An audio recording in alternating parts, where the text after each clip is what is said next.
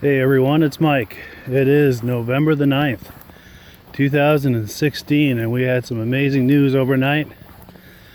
I'm sure not everyone regards that news as amazing, but I do. The lesser of two evils won in my mind. The difference between them, they both have their faults and neither of them are perfect, but Trump at least has redeeming qualities. Clinton, in my mind, does not. So where do I begin on that? God. If you were a Clinton supporter or a lefty or a liberal or a socialist or any of that, I'm sorry for your loss. But in my opinion, things had to change. The pendulum had just swung too far. None of that stuff is sustainable, in my opinion. None of that politically correct stuff, none of the socialistic solutions to the economy and to business or any of that, none of that stuff is sustainable. None of the free candy. That's just taking us down a dark road of a deeper and deeper deficit, and eventually that's going to catch up with us. And the whole taxing the rich scheme, that doesn't do anything to grow the economy or stimulate the economy. Create jobs or any of that.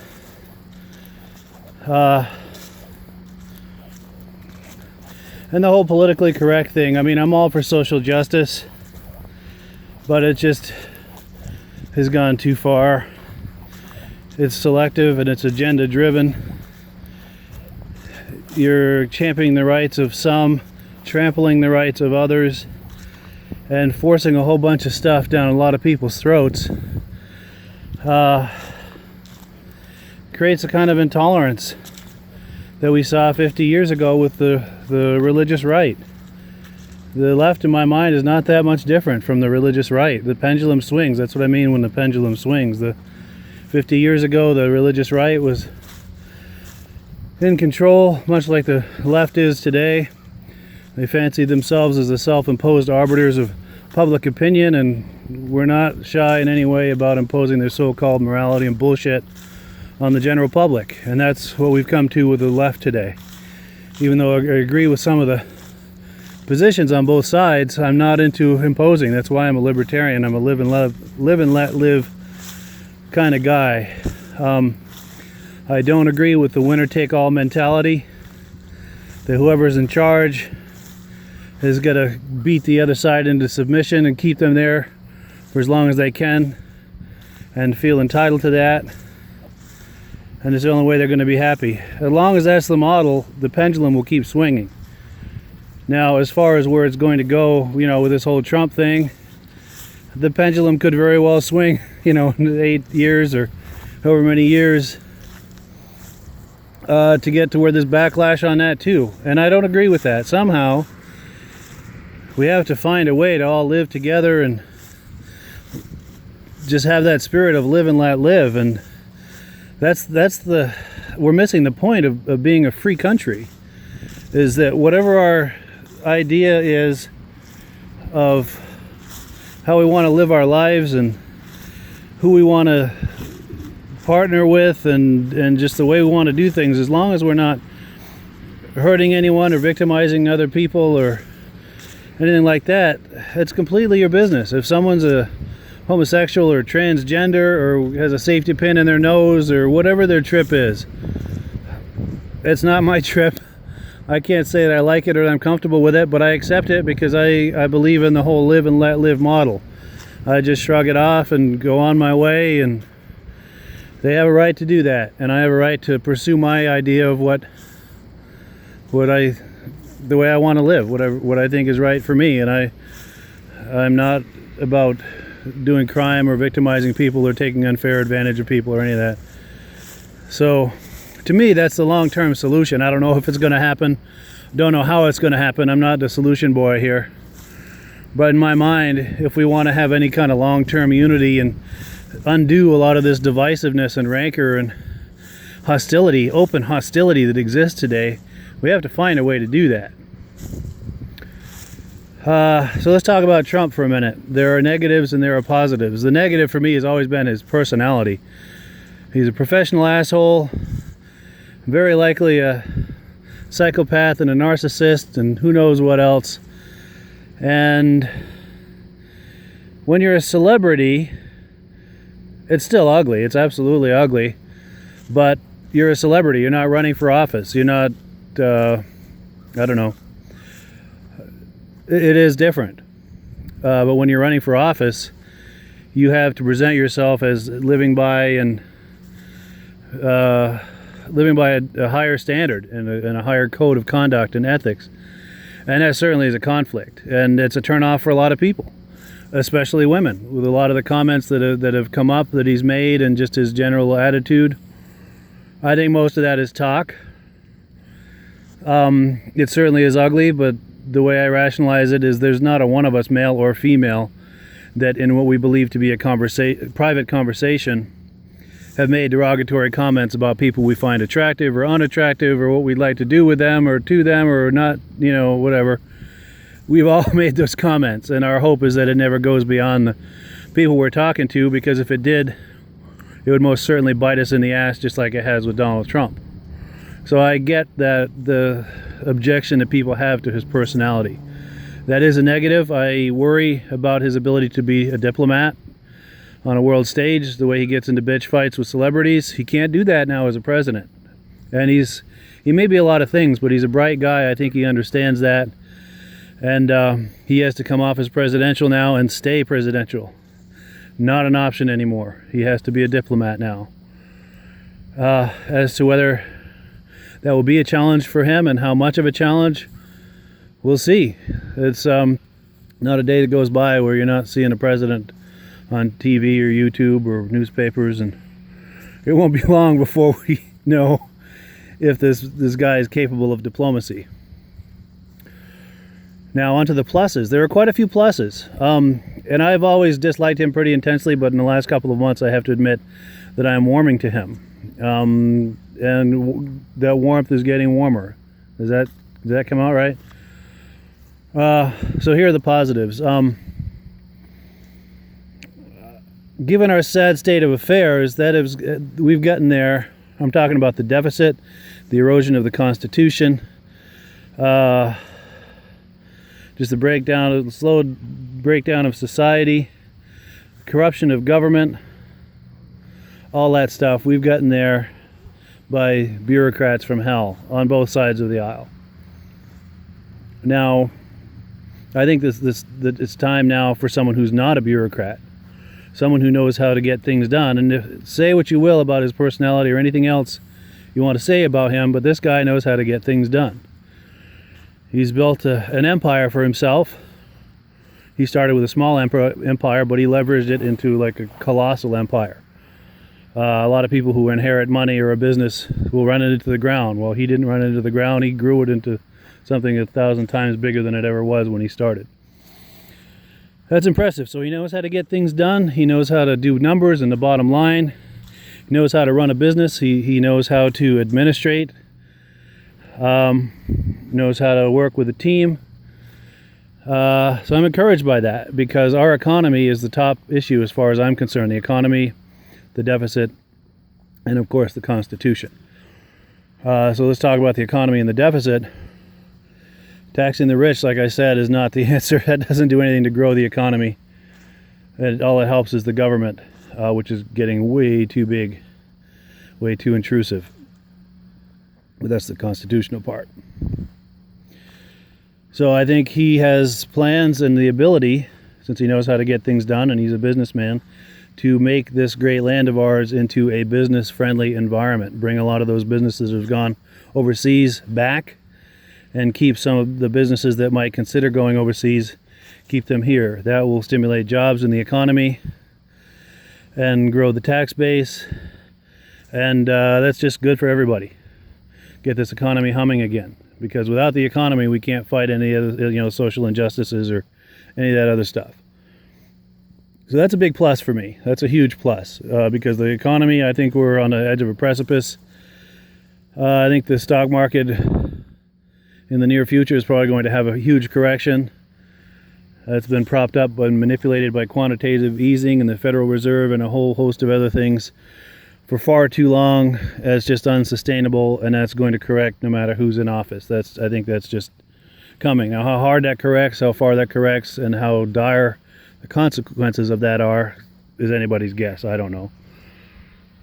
But I think he's the guy to bring us back from that and restore our economy, get it humming again, have a solid plan for paying down the deficit. Those are huge positives. As far as social justice, well, there's better and there's worse.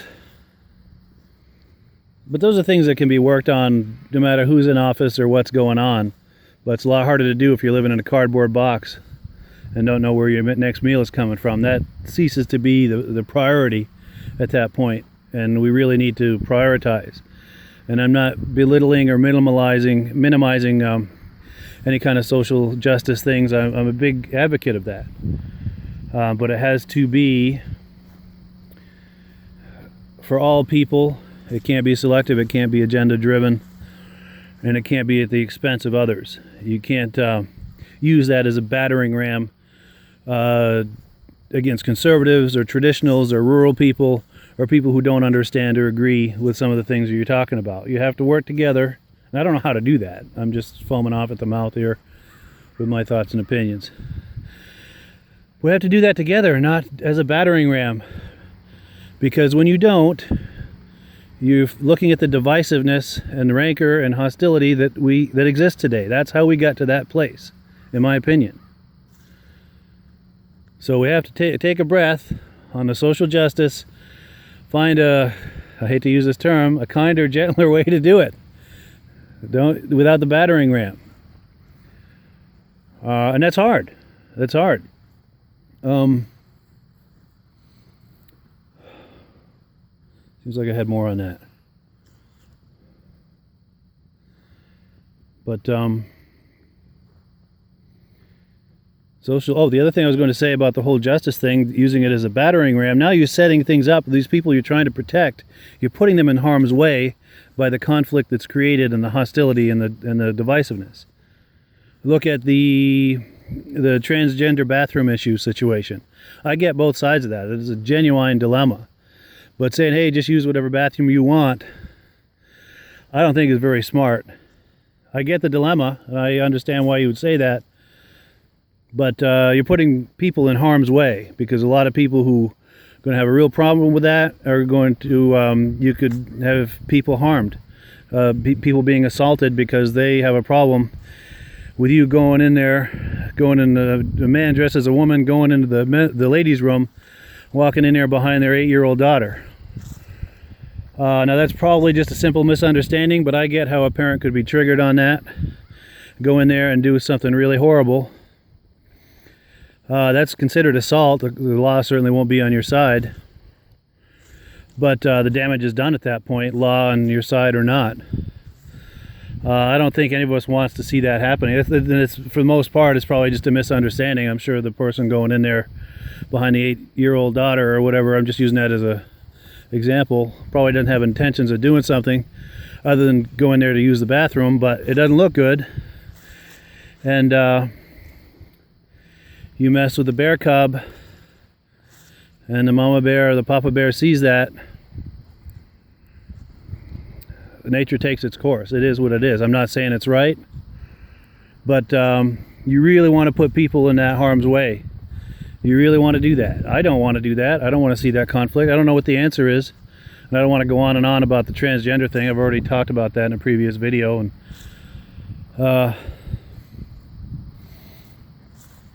seems like there was something else I was going to the Constitution. Let's talk about the Constitution. Yeah. So the current administration, in its quest for whatever it's in quest for, has been chipping away at the Constitution and the Bill of Rights, and it's now perceived as toilet paper. A lot of people have a real problem with that. When you think about the history and intentions of the Founding Fathers for the Bill of Rights and the Constitution, singular, that is to protect the people from the government, not the government from the people. chipping away at that is a fool's job, a fool's activity, in my opinion. All of the amendments are important. We chip away at none of those. They're all relevant. Always have been, always will be. So hopefully, well, anyway, let me say this. Donald Trump talks a good game about the Constitution, protecting it, restoring it, preserving it, holding it sacred. Hopefully he is able to honor his words on that, because that is a big issue for a lot of people.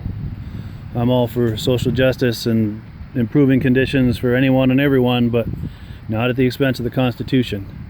The Constitution is not an obstacle to be manipulated or worked around or fucked with in any way, shape, or form. That's just wrong. There's a lot of other bad things too, but save you a whole lot of profanity and superlatives and stuff.